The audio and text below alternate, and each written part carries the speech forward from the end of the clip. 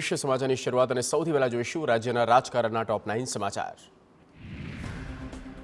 લોકસભાની ચૂંટણીની વચ્ચે વડોદરામાં ભાજપમાં આંતરિક વિવાદ। વડોદરા બેઠક પરની ટિકિટ માંગનાર જ્યોતિ પંડ્યાને ભાજપમાંથી સસ્પેન્ડ કરાયા। ભાજપ પ્રદેશ પ્રમુખ સી.આર. પાટીલે ડોક્ટર જ્યોતિ પંડ્યાને ભાજપમાંથી 6 વર્ષ માટે તાત્કાલિક અસરથી સસ્પેન્ડ કર્યા। ભાજપના તમામ પદોથી સસ્પેન્ડ। જ્યોતિ પંડ્યાના સસ્પેન્શન પર રાજકારણ ગરમાયું।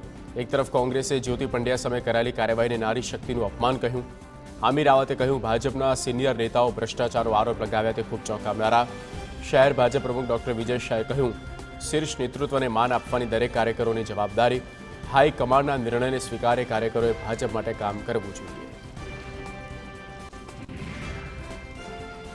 દિલ્હીના સીએમ કેજરીવાલ આવતીકાલે ગુજરાત પ્રવાસે આવશે।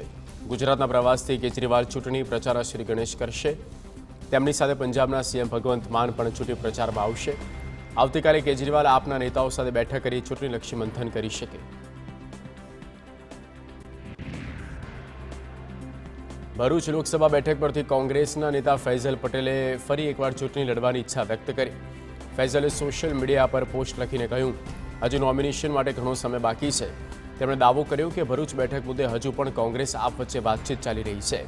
ભરૂચ બેઠક પરથી દાવેદારી પરત ખેંચવા કોંગ્રેસ આપને સમજાવશે।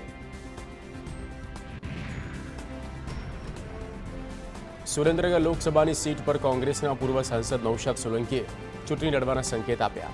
તેમણે કહ્યું જો પાર્ટી આદેશ કરે તો ચૂંટણી લડીશ। કોને ચૂંટણી લડાવાય મુદ્દે પક્ષ જ નિર્ણય કરશે। સુરેન્દ્રનગર બેઠક પર કોળી મતદારોનું સૌથી વધુ પ્રભુત્વ છે। ભાજપ અને કોંગ્રેસ બંને હજુ સુધી પસંદ નથી કરી શક્યા ઉમેદવાર। લોકસભાની ચૂંટણી પહેલા ભાજપમાં ભરતી મેળો ચાલી રહ્યો છે। પૂર્વ ધારાસભ્ય અરવિંદ લાડાણી ભાજપમાં જોડાયા। તેમની સાથે જિલ્લા પંચાયતના સભ્ય ધર્મિષ્ઠા પટેલ પણ ભાજપમાં।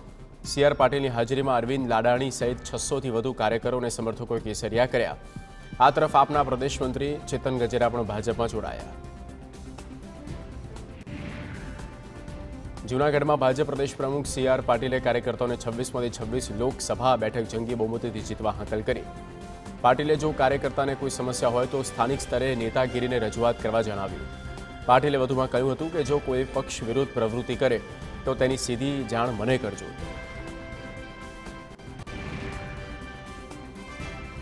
ભાજપ પ્રમુખ સી.આર. પાટીલે સહકારી ક્ષેત્રને લઈને મહત્વનું નિવેદન આપતા કહ્યું કે પહેલા ભાજપના કાર્યકર અને સહકારી આગેવાનો ઇલું કરતા। કાર્યકરો અલગ અલગ પાર્ટીના લોકો સાથે ગઠબંધન કરતા। આ ગઠબંધનના કારણે ભાજપને ચૂંટણીમાં મોટી અસર થતી હતી। પાટીલે એમ પણ કહ્યું કે મેં પહેલું કામ કર્યું। પાર્ટીના મેન્ડેટ વગર કોઈ ચૂંટણી નહીં લડે। આજે તમામ મોટી સહકારી સંસ્થાઓમાં ભાજપના આગેવાનો બેઠા છે।